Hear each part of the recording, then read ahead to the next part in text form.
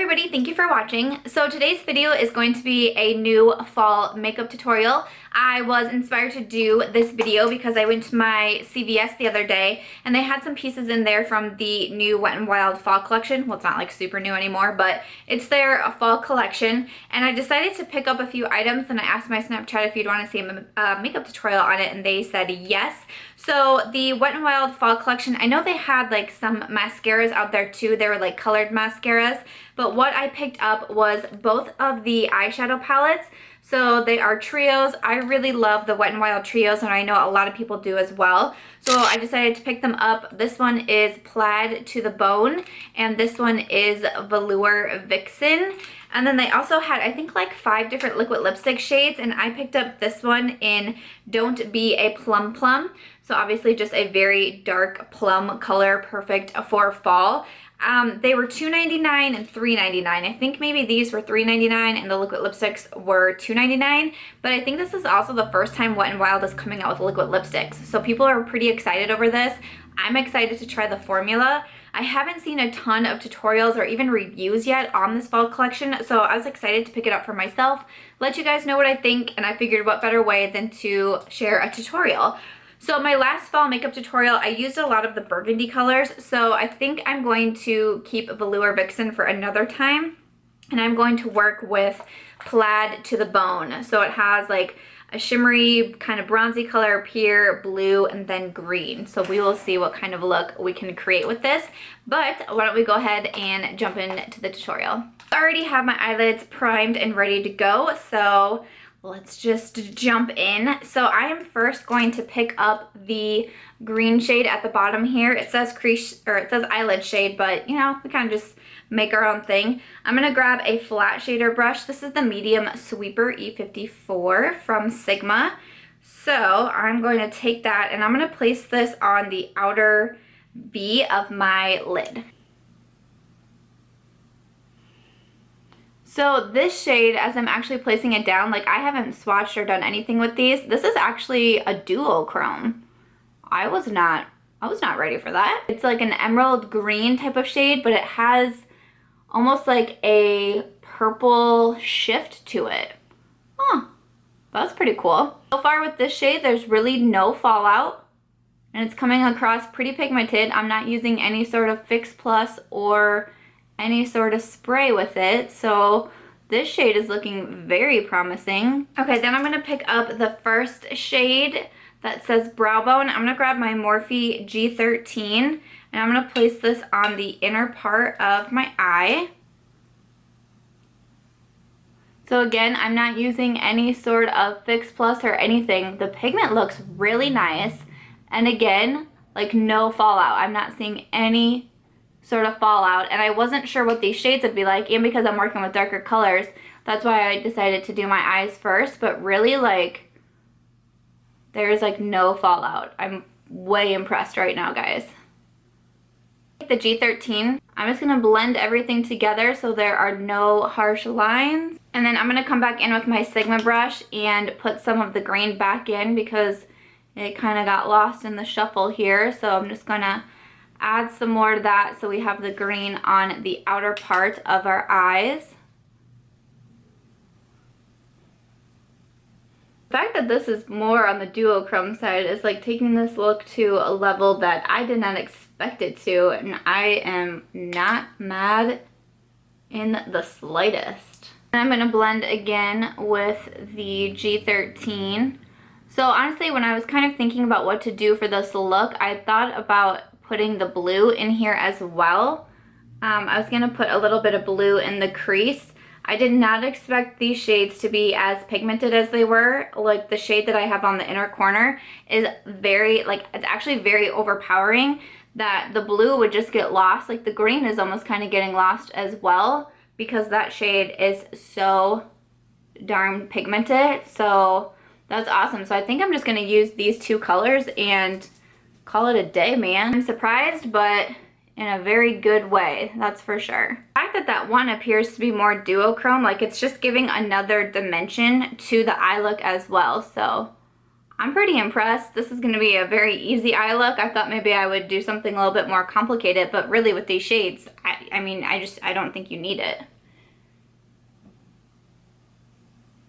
It's been kind of hard to get the green to come back as bright as it was because of that first shade. Like, I like that you can see it a bit, especially when you move your head. You can see it a little bit more. So I'm going to leave it as it is right now. I might go in and add more, but I kind of like the effect that it has right now.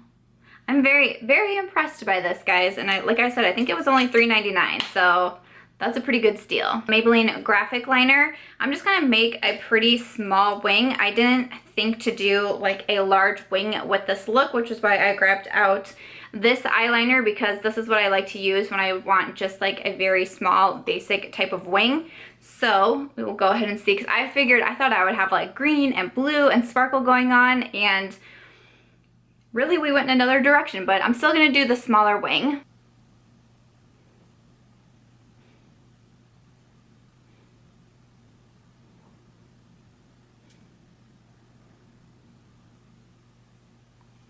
Okay, that's a bit bigger than the small wing I planned, but you know what? Sometimes you just gotta roll with it. Switch over to my face real quick. So to prime, I'm going to use the Too Faced Hangover RX Primer. I got a little deluxe size of this as a point perk at Sephora, and I've been enjoying trying it out. It's very hydrating. I've only used it like 2 other times, and I don't know if I feel like it's like priming the best, but it feels really nice on the skin, and just like, it almost feels like you're putting another moisturizer on, and I think it smells really good. So that's what I'm going to use to prime today. I wanted to use the Anastasia Beverly Hills Stick Foundation, mostly so I can chat with you guys about what I thought about this foundation. I did a first impression with it a few weeks ago, and so I wanted to give a follow-up because I've been using it more and, you know, applying it different ways and testing it out and seeing how long it lasts. So I wanted to give you guys my feedback. So I am in the shade Natural. So the first thing that I realized with this foundation is that I feel like you kind of have to use a lot of it. I put quite a few stripes all over my face, like you'll see, but I feel like when I start to blend it out, like the coverage it's not full coverage by any means, but to me it was almost like a light medium coverage, and especially if I use a damp beauty blender, I feel like I have to go back in 2 and even 3 times to put more foundation on. Otherwise I feel like it doesn't look like I'm wearing foundation. So I definitely suggest using a brush with it. But that was kind of the first thing that I noticed with this foundation. I actually was pretty happy with my shade selection. So I'm going to use my F80 from Sigma, and what I do for this foundation is that I will actually spray a little bit of Fix Plus on my brush.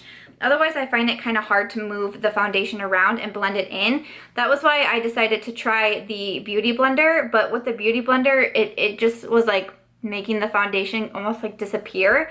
I have found with the MAC Fix Plus, it does not do that, and it does kind of help, you know, set the foundation a little bit more as well. So I have pretty normal skin. I don't have super dry skin. I don't have super oily skin. I don't have super acne prone skin. And this foundation to me is nice, is how I would describe it. It didn't like immediately turn into my holy grail foundation. It wasn't something that like I'm shouting from the rooftops that I think you need. I just think it's a nice foundation. It is supposed to be good for people with oily skin. So a lot of people have asked me, like, does it make you super, super dry? It doesn't. It doesn't make me dry. It doesn't make me oily. Like, it really doesn't change anything with my skin that way. Like I said, it didn't like turn into a favorite foundation or anything like that, but I think it's nice. And once I figured out the best way to apply it, which for me is using a brush with some MAC Fix Plus, I ended up liking it even more. Again, still not enough that I feel like I would put it in a favorites category. They are $25 for each stick foundation. There is a huge, huge range of colors. If you're unsure what shade you are, I would suggest going into Sephora and swatching them because there are so many shades. I have no idea how I got lucky and seemed to pick my correct shade. I did not expect that to happen, but it did. I think it lasts a long time. I wouldn't say it's my longest lasting foundation out there, but it's not like I feel like I need to touch up in 2 hours or even like 4 hours sort of thing. Application, once I started using the brush with the Fix Plus, I found the application to be really nice. With the Beauty Blender, I just felt like it was too light, but I haven't found any sort of like patchiness. It didn't make me break out, anything like that. So I recommend this foundation, sure. Maybe if you do have really oily skin, these are supposed to be really helpful for you guys, so maybe check that out. Like I said, I'm pretty normal skin and it just simply looks nice on my face. It's a lovely foundation. It's not my favorite, but for $25, I don't think that's a bad price at all, other than you do kind of have to use a lot of it, at least I do. But I didn't think $25 was a bad price for what you're getting, and I just think it's a nice foundation. The Maybelline Fit Me Concealer, one of my favorites. I'm in the shade Light 10. I'm just gonna apply some underneath my under eyes, and I'm gonna use my concealer to clean up the shadows and my wing as well, because my shadows typically tend to get away from me. I don't have like a lot of lid space to work with, so a lot of times when I'm using eyeshadows, they can tend to go in all different areas because I don't have a ton of space. And then I'm also going to use the concealer to highlight the center of my face as well. And I'm gonna blend that all in together with my Sigma F79. It's the Concealer Blend Kabuki. This is a new brush from Sigma, and I think it is amazing. I received a new set of brushes from Sigma not too long ago. It's come out with a baking and strobing set. I used this in my Instagram baddie makeup tutorial, and this has become my favorite brush out of the collection, but then also just my favorite brush for concealer in general. I've even used it to like buff and contour, and I just think this brush rocks. I'm gonna go into my Wet n Wild Mega Glow contouring palette. Mine is in Dolce de Leche. I'm gonna grab out the setting powder here and use my Real Techniques Deluxe concealer brush for this. And I'm going to place this powder everywhere that I placed the concealer. I'm just gonna do a light contour using the same Dolce de Leche palette. I'm just gonna grab the contour shade and my Sigma powder sweeper. It's the F06. It also came in the baking and strobing set. And I know it's supposed to be to like sweep away powder for if you do like baking, but honestly, it's so like small and precise. I really like it for contour. I saw that Nikki Tutorials is using a lot for contour as well. And at first I was kind of nervous because, you know, I'm no like makeup pro. Like I just recently started understanding makeup and how to apply it. And so when I first got this brush, and I think I even said it in the video, like you could use this for contour. And I'm like, oh my gosh, what if you can't? And what if I just sound really stupid? And people are like, that is not at all what you would use that brush for. So when I saw that Nikki Tutorials was like, I love this as a contour brush, I was like, yes, I did something right. I got weirdly excited about it, guys.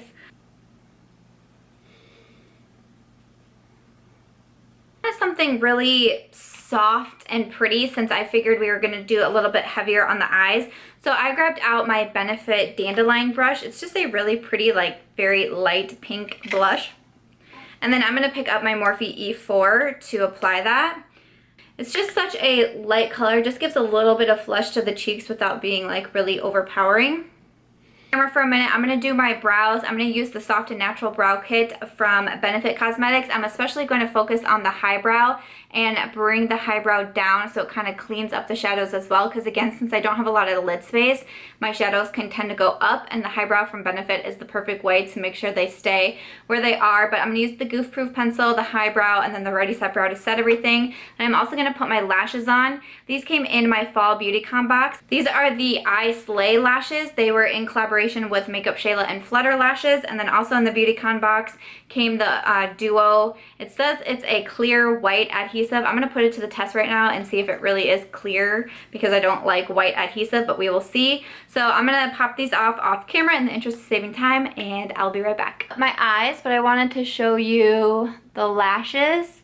So again, these are the I Slay lashes from Makeup Shayla and Flutter. I mean, they're nice. Like, on first impression, they're not like my favorite lashes in the whole world. I like mine a little bit like wispier and maybe like thicker and fluffier, but I mean, they're nice. But here are the I Slay lashes. So to move on, I'm going to line my waterline with the IT Cosmetics Gel Waterproof Liner.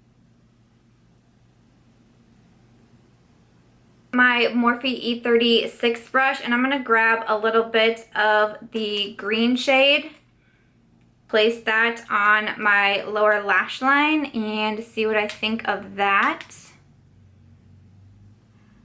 I just really want to bring that green back in because I feel like it kind of got lost in the shuffle with not being quite as green as I thought it was going to be, like with having the more duochrome effect to it, and then because the top shade in this palette is so pigmented, like I feel like the green kind of got lost. So I'm going to try to bring it back by smudging it on the lower lash line. Some of the Max Factor Precise Mascara for my bottom lashes. Some highlight, I'm going to use Opal from Becca Cosmetics and my Morphe M501 brush and highlight the cheekbones. I'm going to apply some on the bridge of my nose and then also the very tip of my nose and then the cupid's bow as well. Be excited for, I'm going to try the matte liquid lipstick in Don't Be a Plum Plum. We shall see. So here is what the applicator looks like, and then I'll go ahead and zoom you in. Whew, that is dark.